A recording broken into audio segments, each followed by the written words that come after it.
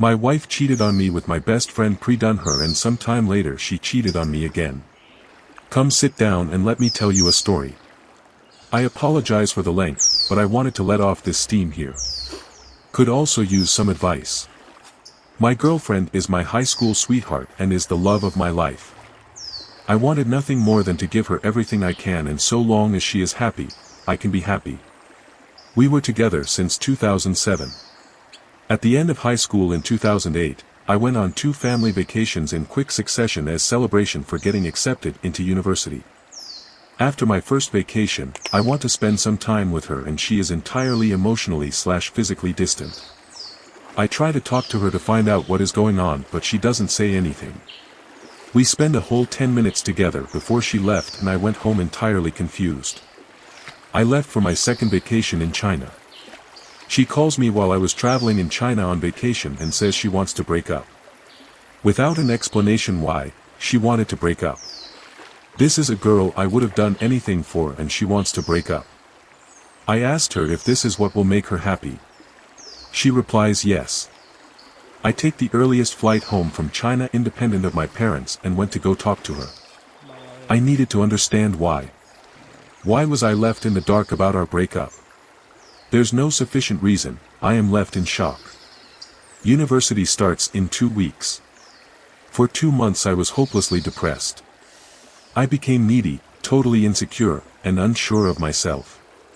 I made a few attempts to call her, but she avoided me. Around Halloween, I see my best friend at the time with my ex-girlfriend at a concert, and immediately I am confused.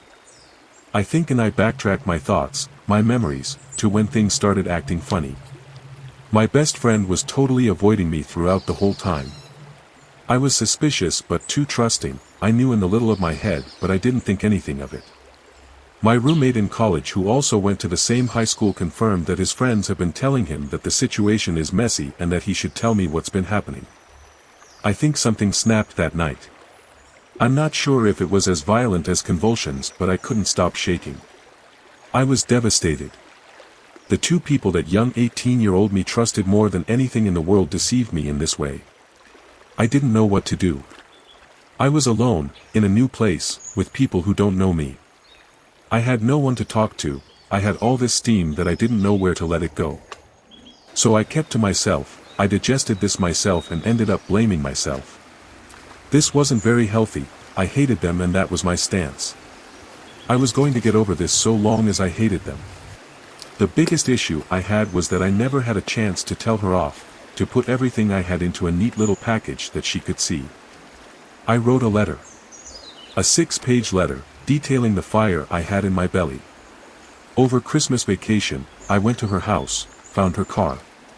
Put the letter in a Ziploc bag, and put this on her windshield. From that point on, I could be happy. The gloom and doom that was over me was lifted. Before, I couldn't find the ability to have feelings, since this consumed my entire EQ capacity. Everything was coming up Milhouse. A month later, I'm sitting in my dorm and I get a call. My ex-girlfriend drove 6 hours to my university to come to talk to me. She was outside and she came with a mutual friend. I was livid. I just outdid you, darn it. Why are you here? She comes to me telling me she's sorry. Sorry for breaking up with me. I explained to her in very loud and colorful language that she had no reason being here. What she did was unforgivable. Go home, you need to go home. I tell mutual friend, drive home. Tonight. You can't stay here and you won't stay here. They leave. She wrote me a letter every day until school ended. Every 2 weeks, she drives 6 hours to come talk to me. Stay the night, apologize. I wanted nothing to do with her. She came one weekend and got in late. I was thoroughly enjoying the college life in multiple fashions. My personal slip of judgment, and I will just leave you with the implication. Throughout my 4 years of college she kept trying to stay in contact, talk to me on the phone, Skype. I was self-medicating in a variety of ways, euphoric and inebriated. I relented. She told me she loved me. Fast forward to after college. I am back in town and she wants to patch things up. We talk, We made up, we never discussed the past, she never brought up anything, never apologized, and I let it go. We were back together. I regret this now. Fast forward to today. We've been back together for 3 years, albeit on shaky foundation. My work has been especially consuming and she was about to take an important exam. I wasn't around during her studying time as I was flying to a few countries for business trips and running around trying to make life-changing business deal work.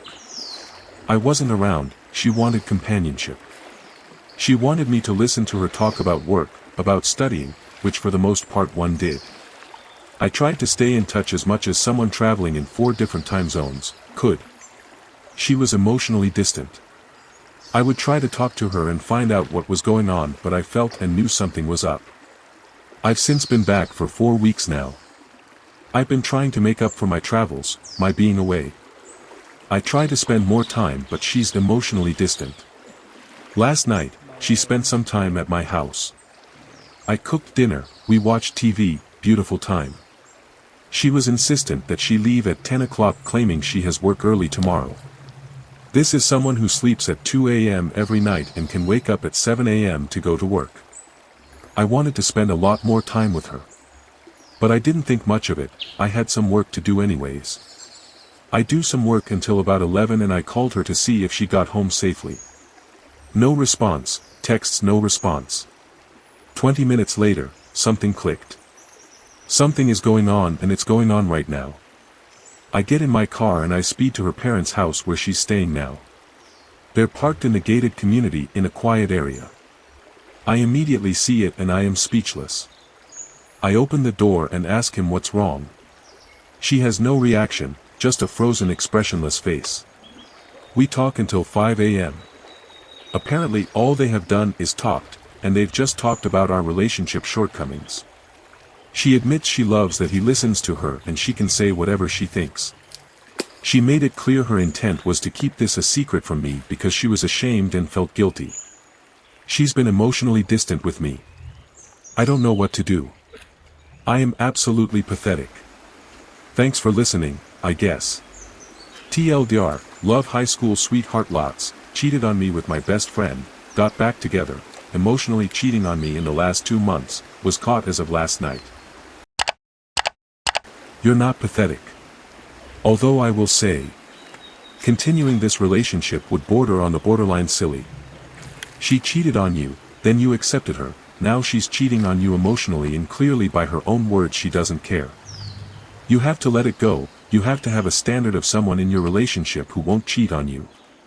Accepting them once is understandable. But now the fact that she is carrying on a relationship with someone else behind your back. She's not sorry, she doesn't care. Someone needs to tell you, man. Don't be in a relationship with someone who insists on disrespecting you. When you give someone a second chance and they break your trust again, that makes them the fool, not you. You don't have to be upset with yourself. Just move on. You're not pathetic, you gave this girl a second chance and she blew it, again. But now that you've been burned twice, you should know better than to let her back into your life. Never make someone your priority when you're only her option. To forget about her, let's talk about your travels. I've lived in China, I'm going back to live there in October. What have you visited and what did you think? OP, I am Chinese, so I go to visit very often. My family is from Guangdong province.